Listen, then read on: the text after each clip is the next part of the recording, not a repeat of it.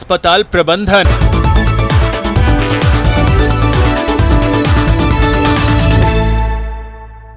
नमस्कार, आप देख रहे हैं न्यूज 18 राजस्थान। आपके साथ मैं हूं अभिषेक। चलिए रुख करते हैं खबरों की ओर। बीकानेर के पवनपुरी कॉलोनी क्षेत्र में एक मेडिकल लैब में आग लगने से अफरा तफरी मच गई। आग लगने से लैब में रखी लाखों रुपए की मशीनें जलकर खाक हो गईं।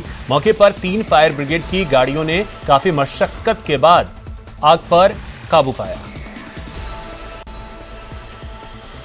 पाली एसीबी की टीम ने बड़ी कार्रवाई करते हुए सोमवार को बाल संप्रेषण गृह में बाल कल्याण समिति के अध्यक्ष सीताराम शर्मा, सदस्य इंदु चोपड़ा और एक दलाल को 10,000 रुपए की रिश्वत लेते हुए रंगे हाथों गिरफ्तार किया।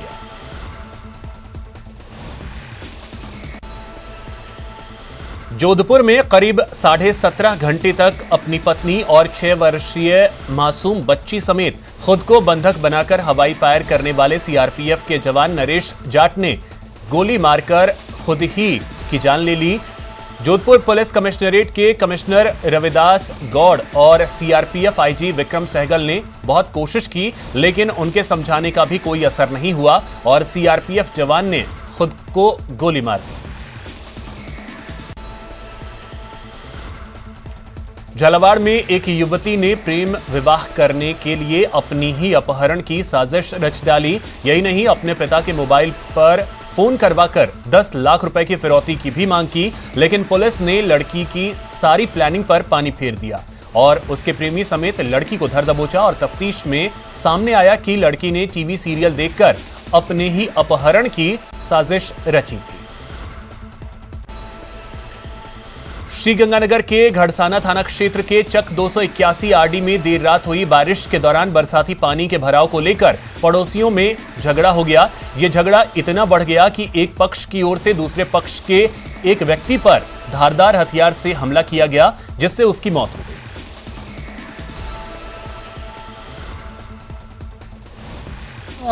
कुलाड़ियां नाल ते कस्सियां नाल ते लाठियां नाल ते सिर च मारी कुलाड़ी ते पाड़ता ओनू मारता थां ते खत्म करता। उन्होंने इन्ना कत्ल करता, छोट 5 मिनट ही नहीं लगन दिते, उन्होंने गवाड़ा ने वाड़ दिता। सजा मिलनी चाहिए, जरूर मिलनी चाहिए सजा। कल शाम को बरसात होने के कारण बरसाती पानी जो है उसकी निकासी को लेकर 281 हेड में 2 पड़ोसियों के बीच विवाद हो गया था। तो उसमें झगड़े के दौरान दीवान सिंह रायसिक है, उसकी चोट लगने के कारण मृत्यु हो गई।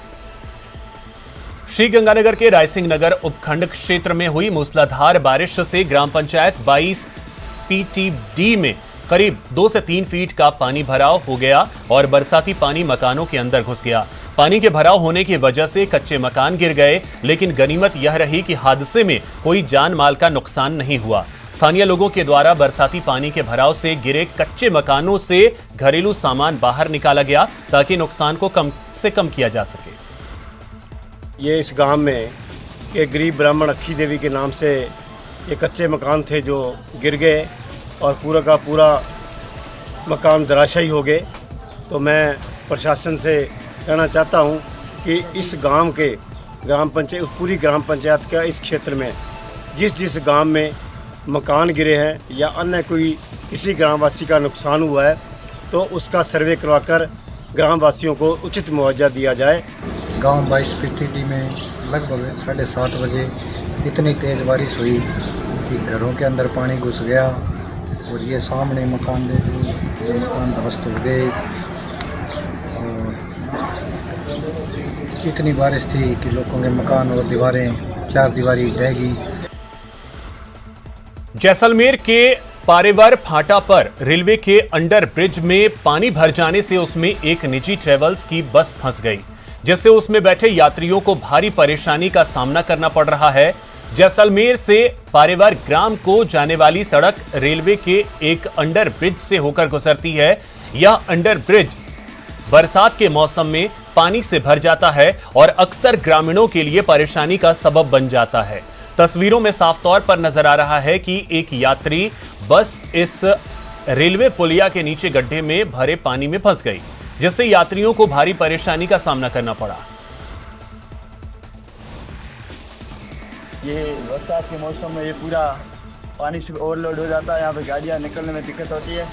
और मेरा निवेदन रहेगा जिला कलेक्टर से कि वो ग्रामीणों की समस्याओं का समाधान करे। घनी में परिवार कौन परेशानी है, एक एक आदमी में बस चढ़ जाऊं, गाड़ी चढ़ जाऊं तो मन पुछावा कौन, और एडी बरसात का मौका इतो तो पानी में चढ़ जाऊं।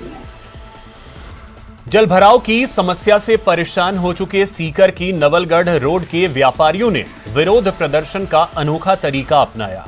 व्यापारियों ने सड़क के बीच में ही गंदे पानी में कुर्सियां डालकर धरना दिया और विरोध प्रदर्शन किया। व्यापारी यहां गंदे पानी के बीच बैठे रहे। शहर की नवलगढ़ रोड पर जल भराव की सबसे ज्यादा समस्या है और बारिश के समय यहां 5 से 6 फीट तक पानी भर जाता है।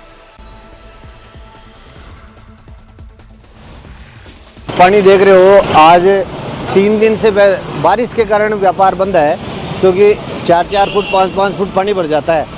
अब जो 13 करोड़ का प्रोजेक्ट है वो अब किस कारण से ये रुका हुआ है। हमने इतना पैसा लगाया, हमारा करोड़ों का व्यापार एक दिन के अंदर जो है नुकसान में हम चले जाते हैं, तो इस नुकसान को हम कतई नहीं भुगतेंगे, क्योंकि हम नगर परिषद को यहाँ पे टैक्स देते हैं और इस शिक्षा नगरी की वजह से सीकर के अंदर जो आर्थिक पहचान मिली है, इस पहचान को हम खोने नहीं देंगे। हम सजग हैं। हम नगर परिषद प्रशासन को, जिला प्रशासन को चेता देना चाहते हैं कि या तो इसको ठीक करवाइए, वरना हम सड़कों पर रोजाना रहेंगे। राजस्थान ग्राम विकास अधिकारी संघ की ओर से प्रदेश भर में रैली और प्रदर्शन किए गए। दौसा में भी ग्राम विकास अधिकारी संघ की ओर से रैली निकाली गई। इस रैली में ग्राम विकास अधिकारी काले कपड़े पहनकर शामिल हुए। दौसा के सोमनाथ सर्किल से कलेक्ट्रेट तक ये ग्राम विकास अधिकारी नारेबाजी करते हुए पहुंचे और मुख्यमंत्री के नाम ज्ञापन सौंपा। 1 दिसंबर 2021 एवं 11 दिसंबर 2021 को माननीय मुख्यमंत्री महोदय एवं माननीय पंचायत राज मंत्री महोदय के साथ लिखित समझौते होने के बावजूद सरकार द्वारा समझौते के अनुसार आदेश जारी नहीं किए गए हैं, जिसके कारण ग्राम विकास अधिकारी संघ को आंदोलन के लिए मजबूर होना पड़ा है। इसके संदर्भ में हमने बार बार ज्ञापन दिए कि आपके द्वारा जो समझौते किए गए हैं उनको ऊपर आदेश जारी करें, लेकिन अभी तक अधिकारी उस पर कुंडली मारकर बैठे हैं। दौसा जिले के राजकीय उच्च माध्यमिक विद्यालय मालावास में आज गांव वालों का आक्रोश देखने को मिला और इन्होंने आज सुबह स्कूल के मुख्य गेट पर ताला जड़ दिया। ग्रामीणों का कहना है कि इसी वर्ष राजकीय माध्यमिक विद्यालय मालावास को उच्च माध्यमिक में क्रमोन्नत किया गया है, लेकिन शिक्षकों को नियुक्ति नहीं दी गई है, जिससे गुस्साए ग्रामीणों ने स्कूल में ताला जड़ दिया।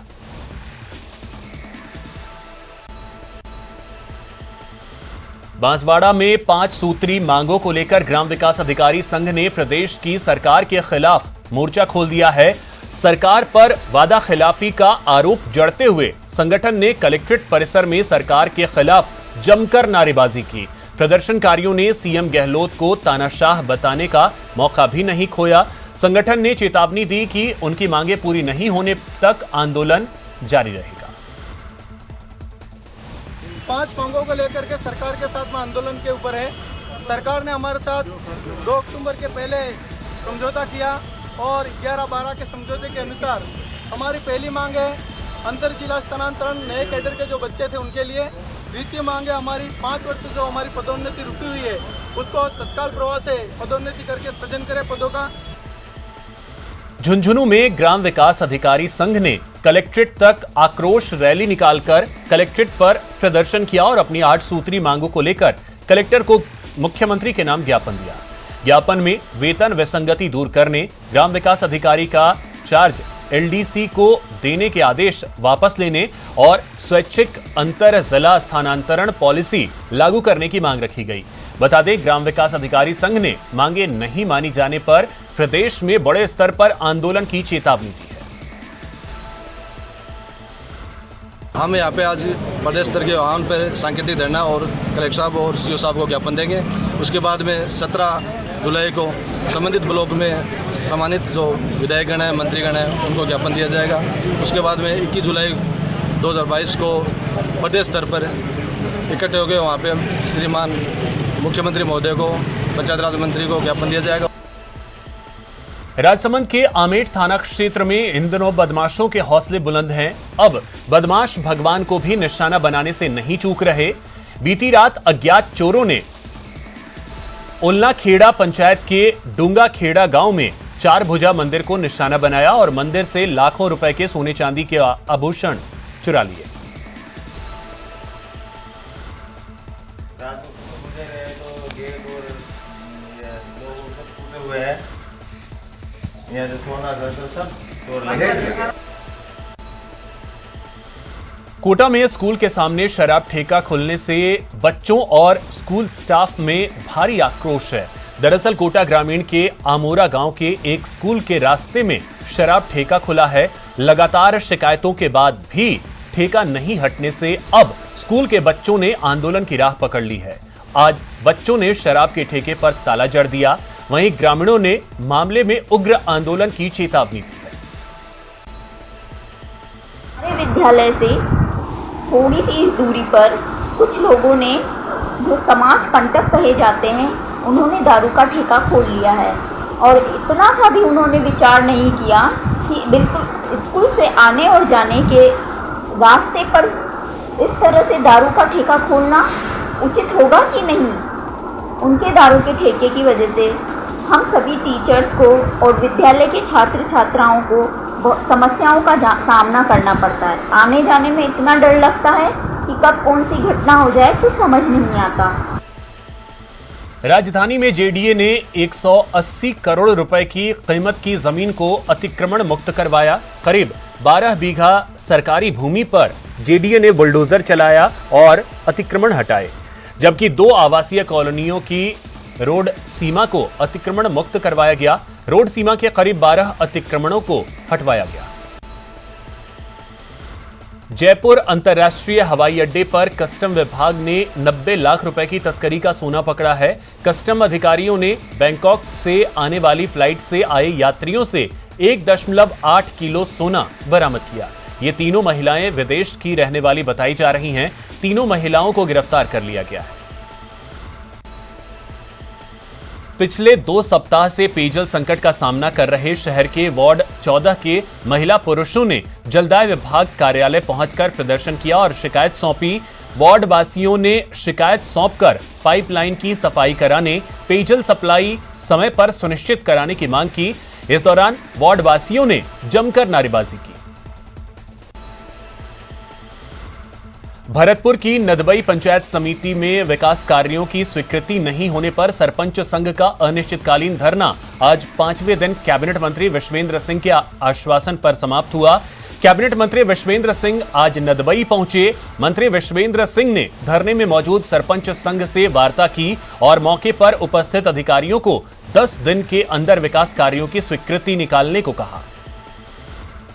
मैं जयपुर वापस जा रहा हूँ आज, तो इस मामले में गंभीरता से मुख्यमंत्री ने लिया और आज जो सरपंचों को कष्ट हो रहा है, आखिर सरपंच रीढ़ की हड्डी है सरकार की, चाहे किसी पार्टी से हो, इससे कोई लेना देना नहीं।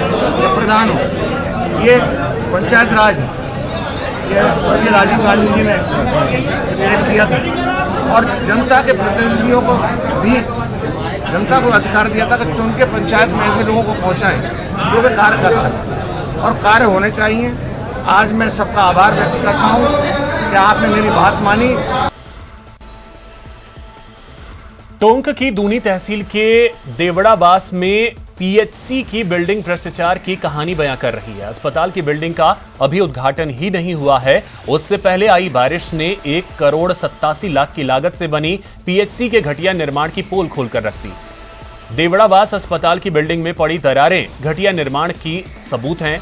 वहीं बारिश के बाद सेफ्टी टैंक की नींव ही उखड़कर सामने आ गई। जब ये पीएचसी को हैंडओवर किया था उस टाइम पीएचसी में कोई भी दिक्कत नहीं थी, ना कोई दरार थी, ना कोई, सब कुछ क्लियर था। उसके बाद में जैसी बारिश हुई है, पीएचसी की जो भी बिल्डिंग है उसमें बीच में थोड़ी दरार पड़ गई है और जो सीवेज टैंकर हैं वो चारों तरफ से उनमें मिट्टी धस गई है। बूंदी में विश्व जनसंख्या दिवस के अवसर पर सड़कों पर उतरे जनसंख्या नियंत्रण समाधान फाउंडेशन के सदस्यों ने जिला कलेक्ट्रेट पर प्रदर्शन कर देश में अनियंत्रित तरीके से जनसंख्या बढ़ने पर आक्रोश जताया और ज्ञापन के जरिए प्रधानमंत्री से जनसंख्या नियंत्रण के लिए सख्त कानून लागू करने की मांग की। चित्तौड़गढ़ के कलेक्ट्रेट पर जनसंख्या समाधान फाउंडेशन ने प्रधानमंत्री के नाम ज्ञापन सौंपकर देश में जनसंख्या नियंत्रण कानून बनाने की मांग की। इसको लेकर उन्होंने नारेबाजी करते हुए प्रदर्शन किया और प्रधानमंत्री नरेंद्र मोदी के नाम ज्ञापन सौंपा। माननीय प्रधानमंत्री मोदी जी को जनसंख्या विस्फोट के ऊपर काफ़ी समय से इस चेतावनी को लगातार संगठनों द्वारा दिया जा रहा है कि देश में जनसंख्या के वृद्धि से बहुत सारी समस्याएं, जैसे खाद्य समस्या है, जनसंख्या के लिए ज़मीन का समस्या है, ये सब चीज़ें लगातार चल रही है। उदयपुर में आंगनबाड़ी कार्यकर्ताओं और सहायिकाओं ने आज जिला कलेक्ट्रेट पर प्रदर्शन किया। अखिल राजस्थान महिला एवं बाल विकास संयुक्त कर्मचारी संघ की ओर से ये प्रदर्शन किया गया। आंगनबाड़ी कार्यकर्ताओं ने जिला कलेक्ट्रेट के बाहर सरकार के खिलाफ जमकर नारेबाजी की और जिला प्रशासन को मुख्यमंत्री के नाम ज्ञापन सौंपकर जल्द से जल्द नियमितीकरण करने और लंबित वेतनमान को देने की गुहार लगाई। कहने का तात्पर्य यह है कि हमें वेतन तो मिलता है, मानदेय मिलता है, लेकिन कम मिलता है। उस कम मानदेय से होता क्या है, और वो भी अभी मिला है, वो भी राज्य सरकार का मिला है, केंद्र सरकार का तो बिल्कुल मिला नहीं है। तभी ऐसा कभी हुआ नहीं है केंद्र सरकार का हमारा मानदेय रुकता है, सब मानदेय बराबर मिलता है। लेकिन इस बार हमें फरवरी में से तो हमारी कितनी प्रॉब्लम आ रही है। अगर एक औरत महिला कमाने वाली हो और विधवा हो या फिर कोई नहीं हो उसका, तो फिर वो मानदेय नहीं मिलेगा तो वो खाएगी क्या। जयपुर के जाने माने चित्रकार चंद्र प्रकाश गुप्ता आज उदयपुर के दिवंगत कन्हैया लाल के घर पहुंचे, जहां गुप्ता ने कन्हैया लाल की पत्नी यशोदा को कन्हैया लाल का तेल चित्र भेंट किया। इस मौके पर दिवंगत कन्हैया लाल के परिजन और समाज के लोग मौजूद रहे। चित्र को देखकर उनकी पत्नी यशोदा की आंखों से आंसू की धारा फूट पड़ी और उन्होंने उसी भाव से पोर्ट्रेट को देखा। मेरे आने का मकसद जो उद्देश्य था वो ये है कि जो कुछ दिनों पहले अपने हिंसा के शिकार हुए कन्हैयालाल जी, उनका मैंने एक तैलचित्र बनाया था बड़ा साइज का 2.5 बाई 3 फीट का कैनवास पे। तो आज उनके परिजनों को मैं ये वो श्रद्धांजलि के तौर पे उनके परिवार को भेंट करके उनका आशीर्वाद लिया मैंने और उनको नमन किया है कि उनको इस दर्द सहने की शक्ति भगवान देवे। और वो जीवंत चित्र पाकर बड़े खुश हुए उनके परिवार वाले और उन्होंने बड़ा आशीर्वाद दिया मेरे को। बारां में एक हत्या के मामले में खुलासा करते हुए पुलिस ने मृतक के बेटे को गिरफ्तार किया है। बता दें, मृतक के बेटे ने ही खर्च के लिए रुपए और शराब नहीं देने से नाराज होकर पिता पर कुल्हाड़ी से वार कर उसकी हत्या कर दी थी। मृतक के छोटे बेटे ने पूछताछ के दौरान अपना गुनाह कबूल कर लिया है। माउंट आबू नगर पालिका पर और पूर्व एमएलए पर रिपेयरिंग की परमिशन में भेदभाव रखने का आरोप लगाते हुए होटल व्यवसायी ने अनिश्चितकालीन धरना दिया। लगातार मैं प्रशासन से शिकायतें कर रही हूँ, कोई भी शिकायत नहीं सुनी, इसलिए मैं हाईकोर्ट गई। हाईकोर्ट के आदेश के बावजूद भी आज तक कोई कार्रवाई नहीं हुई है और नगर पालिका के कुछ कर्मचारी हैं जो कमेटी में हैं, वो अभी तक रिपोर्ट नहीं दे रहे हैं या दे भी रहे हैं तो गोल गोल घुमा के देते हैं। जांच के नाम पे खानापूर्ति हो रही है और आए दिन मुझे परेशान किया जाता है। यहाँ पे सिर्फ मैं यहाँ से वहाँ भटकती हूँ, कोई भी सुनवाई नहीं हो रही है, ना अब आज तक कोई अतिक्रमण तोड़ा। डूंगरपुर की ग्राम पंचायत ऊपर गांव में काश्तकारों के लिए खेतों में जाने वाले रास्तों पर पिछले कई सालों से अतिक्रमण था। रास्ते से अतिक्रमण हटाने के कई बार प्रयास हुए लेकिन कोई नतीजा नहीं निकला। ऐसे में काश्तकारों को खेतीबाड़ी में भी दिक्कतें होने लगी। लोगों ने मिलकर खेतों में आने जाने वाले रास्ते को खुलवाने की ठानी। गांव के युवा और बुजुर्ग सब इकट्ठे हुए। अतिक्रमण हटाने को लेकर चर्चा शुरू हुई तो धीरे धीरे सभी राजी हो गए। अतिक्रमणकारियों ने थोड़ी नाराजगी जताई लेकिन वे भी गांव की भलाई के लिए लोगों की बात मान गए। ये यहाँ पे ऊपरगांव के अंदर 20 सालों से अतिक्रमण करके रखा हुआ था गांव में और बहुत लोग परेशान हो गए थे। परेशान होने के बाद गांव के अंदर कई रोड बंद ब्लॉक हो चुके थे। ब्लॉक होने के बाद फिर गांव वालों को ज़्यादा महसूस हुआ कि बहुत तकलीफ हो रही है। तो फिर गांव ने मिला, गांव के अंदर 12 कुमों के लोग रहते हैं, सभी मिल के सभी ने अपना सहयोग दिया। 1000 रुपये करके सभी लोगों ने चंदा किया। चंदा करने के बाद ये गांव में अतिक्रमण हटाने का काम किया। भारतीय ट्राइबल पार्टी के प्रदेश अध्यक्ष देवेंद्र कटारा के प्रतापगढ़ पहुंचने पर पार्टी कार्यकर्ताओं की ओर से अभिनंदन किया गया। इस दौरान प्रतापगढ़ जिले की कार्यकारिणी की घोषणा की गई। कटारा ने आगामी विधानसभा चुनाव में संभाग की सभी सीटों पर पार्टी के उम्मीदवारों को उतारने की घोषणा की। हनुमानगढ़ जिला स्थापना दिवस 12 जुलाई के उपलक्ष्य में आज जिला collector Nathmal Didel, SP doctor Ajay Singh और अन्य अधिकारियों ने जंक्शन की सिंचाई कॉलोनी के पार्क में पौधारोपण किया और जंक्शन मुख्य बाजार में सिंगल यूज प्लास्टिक की रोकथाम के लिए रैली को रवाना किया। हमने 11 जुलाई और 12 जुलाई को 2 दिवसीय जिला